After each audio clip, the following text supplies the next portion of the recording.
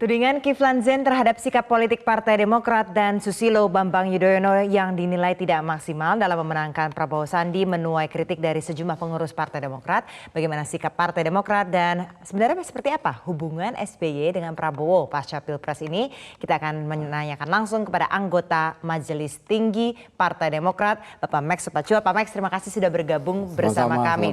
Tanggapan soal kalau katanya Pak SBY itu licik dari Pak Kiflan Zain karena dia sudah mengenal Pak SBY lama begitu. Jadi dia tahu betul sifatnya Pak SBY. Anda melihatnya ini gimana? Perlu kita menarik garis dari awal gitu ya.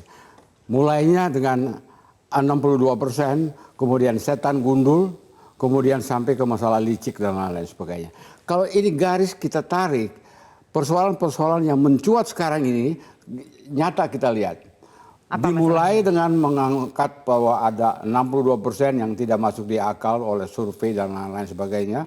Kemudian ada hal-hal yang menyangkut setan gundul, kata setan gundul, dan dijawab oleh Pak Kiflan Zain bahwa setan gundul itu siapa? Mungkin Anda yang jadi setan gundul. Kemudian berkembang, saling menggali.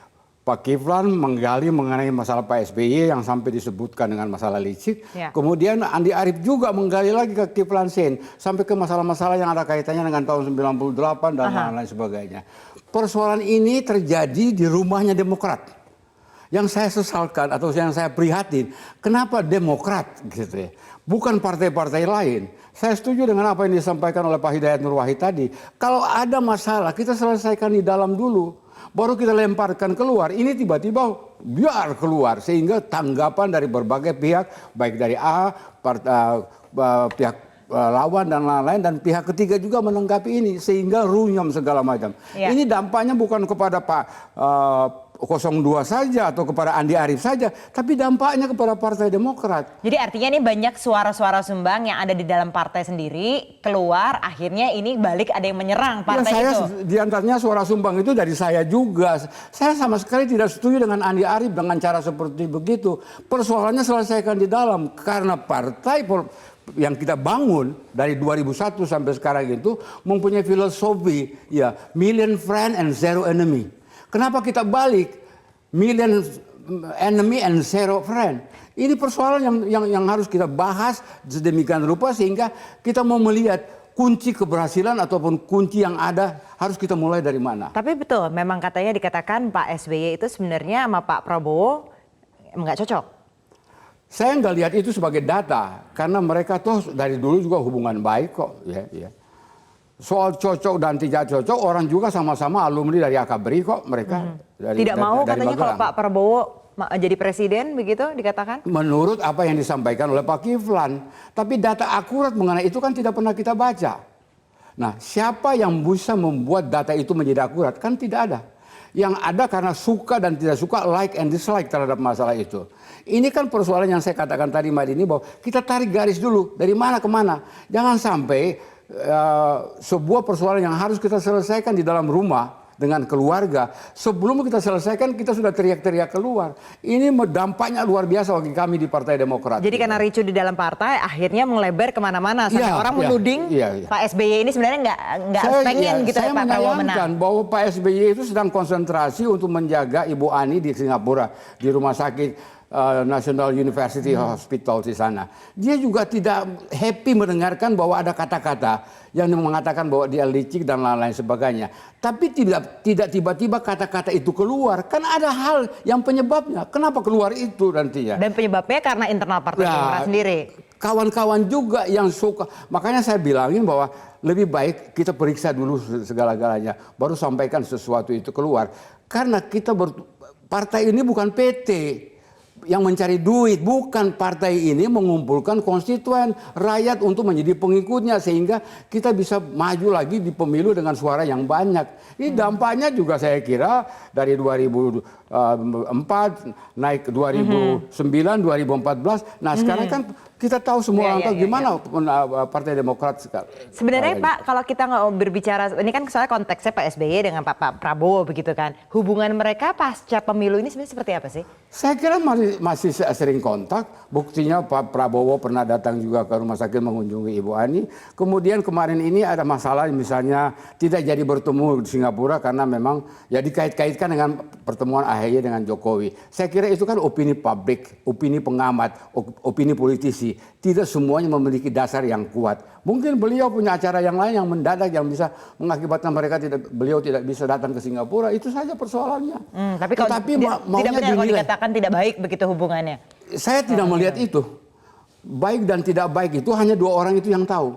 Siapa yang bisa membuktikan bahwa itu baik atau tidak baik? Kiflan Zain juga tidak bisa membuktikan itu. Andi Arief juga tidak bisa membuktikan itu.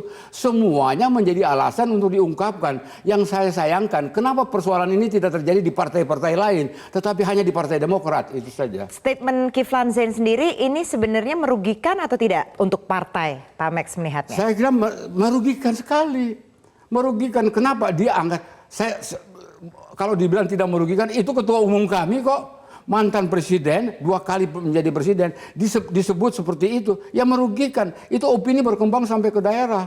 Dan saya juga mendengarkan dan menerima berbagai telepon dari daerah. Kenapa persoalan ini harus terjadi di Partai Demokrat? Kenapa tidak di PKS? Kenapa tidak di PAN? Kenapa tidak di Berkarya? Kenapa tidak di partai yang lain?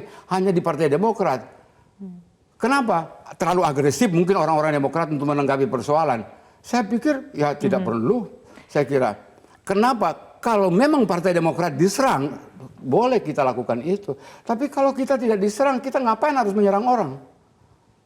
Itu. Oke, saya pengen tanya, kemudian langkah yang akan dilakukan apa? Terkait dengan tadi Bapak bilang ini merugikan partai sendiri, pernyataan dari Kiflan Zain. Kemudian apa yang akan dilakukan selanjutnya? Tapi setelah jeda berikut ini tetaplah bersama kami. Masih bersama anggota Majelis Tinggi Partai Demokrat, Pak Max Surpachua. Pak Max, apa yang kemudian akan dilakukan terkait dengan statement Pak Kiflan yang mengatakan ketuman Datu licik gitu? Adakah langkah hukum yang akan ditempuh? Saya tidak pada posisi untuk menyampaikan langkah hukum itu karena kita punya lembaga hukum juga di sana. Dan ada Dewan Kehormatan juga, ada Sekretaris Majelis Tinggi yang juga mewakili partai ini. Ya, saya kira tinggal mereka menilai apakah apa yang disebutkan Pak Kiflan ini harus diklarifikasi atau tidak gitu kan. Tapi persoalan yang kita hadapi sekarang bahwa nantinya ke depan kita harus melihat bahwa semua kejadian yang terjadi dan berakibat pada pelecehan nama dan lain-lain sebagainya, ini kan mempunyai dampak ke depan. 2019 kita sudah pada posisi 8% gitu kan ya. Kita masih inginkan bahwa kita harus membangun sekarang untuk 2024. Kenapa? Ada obsesi kita di 2024. Ya. Obsesi itu adalah kita juga pingin ya pemimpin itu dari Partai Demokrat. Tetapi kalau kita tidak benahi dari sekarang dan kita tidak ajak semua teman-teman untuk melihat ke depan 2024 dan lain ya, dan kita cara seperti sekarang, saya pikir lahirlah antipati dari masyarakat terhadap kita. Terhadap partai. Tapi kan ini statement-statement yang dikeluarkan ini kan banyak dari generasi mudanya Partai Demokrat begitu ya. Ini sebenarnya memang diarahkan atau tidak sih Pak dari Ketua Umum? Ya saya kira partai diarahkan untuk berbuat yang baik. Untuk mengeluarkan statement-statement seperti di Twitter dan sebagainya? Boleh saja diarahkan untuk mengeluarkan statement dan mereka sering berbicara baguslah untuk membangun partai ini ke depan. Tapi tidak frontal untuk menyerang orang lain gitu kan. Yang kita sayangkan kalau memang statement-statement itu bisa mengakibatkan ada penurunan elektabilitas ataupun rasa antipati dari masyarakat terhadap Partai Demokrat di daerah-daerah. Dan memang udah dirasakan ada penurunan dan ada rasa antipati itu begitu. Kemudian ada teguran nggak tapi dari Ketua Umum terkait dengan saya kira Pak ini? SBY pada posisi ini kita tidak harapkan demikian. Kita berusaha untuk menyelesaikan persoalannya sendiri. Kenapa? Beliau biarkanlah konsentrasi untuk menjaga Ibu Ani yang sekarang di rumah sakit gitu ya. Kalau kita membebankan semua ini kepada Pak SBY yang sekarang sedang konsentrasi untuk Ibu Ani, alangkah berdosanya kita.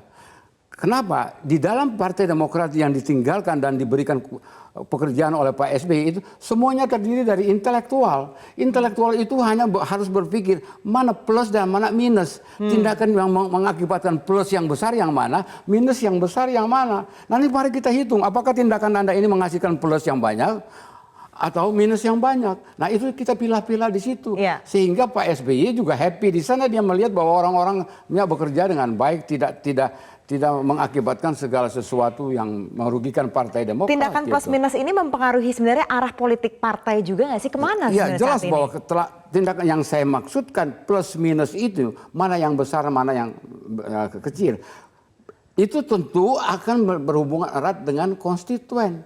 Partai ini kan tugas utamanya adalah bagaimana dia meraup konstituen sebanyak mungkin. Makanya istilah Pak SBY itu satu musuh terlalu besar, 1000 teman itu terlalu kecil. Itu yang kita kejar, sehingga kedepannya kita sama-sama untuk membangun partai ini sebagai partai yang ingin dimiliki oleh seluruh rakyat Indonesia. Baik, gitu. kemudian tapi dari politisi Partai Demokrat, waketumnya, Partai Gerindra maksud saya, Arief Puyono menyatakan bahwa udahlah depak aja nih Demokrat gitu karena statement yang keluar dari Partai Demokrat ini dari koalisi Adil Makmur gitu, dan jangan seperti kayaknya tuh menunggu-nunggu kayak ngundur-ngundur gitu. Tanggapan Anda bagaimana? Itu sebuah keniscayaan dari koalisi. Kenapa? Partai Gerindra adalah pemimpin koalisi di sana.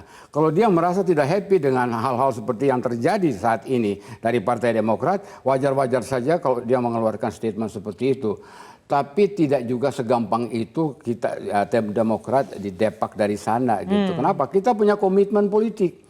Komitmen politik itu dibuat ketika mau merambah ke masalah capres atau pemilu. Nah, jadi ya saya kira saya anggap wajar-wajar saja statement-statement dari kawan-kawan koalisi. Tapi kan komitmennya hingga sampai pemilu selesai. Ya semua koalisi seperti gitu. Kalau memang koalisi sudah selesai, ya kita kan punya perahu masing-masing dan punya line of authority masing-masing gitu kan. Ya. Menunggu di depak atau mendingan keluar, Pak? Saya kira tidak pada posisi untuk memilih di depak atau ini. Ya kalau kita memang everybody merasa tidak happy, ya ada rules of the game-nya harus kita lakukan. Gitu. Sebenarnya, nah itu balik lagi, semuanya itu sebenarnya merasanya happy atau tidak dengan keadaan saat ini dalam koalisi, dalam partai sendiri? Maksudnya? Dengan keadaan banyak suara-suara dari partai, seperti dari statementnya Andi Arief, kemudian ada pernyataan sekarang dari Gerindra menyatakan untuk keluar. Dengan keadaan seperti ini nih sebenarnya happy atau enggak? Dalam keadaan happy atau enggak Partai Demokrat? Ini. Bagaimana kita happy dengan sebuah situasi yang mendiskreditkan kita? Ya. Posisi strategis yang kita lakukan adalah kebersamaan. Apapun yang terjadi adalah sebuah kebersamaan sampai akhir perjuangan gitu kan. Tapi di tengah-tengah ini kan terjadi ya saya nggak anggap bahwa itu pemikiran yang keliru, tetapi karena ada keinginan untuk keluar atau keinginan untuk bisa menampakkan diri, ya itu akibatnya dampaknya kepada Demokrat secara menyeluruh gitu. Baik, Pak Max Sopacua, anggota Majelis Tinggi Partai Demokrat, terima kasih sudah bergabung bersama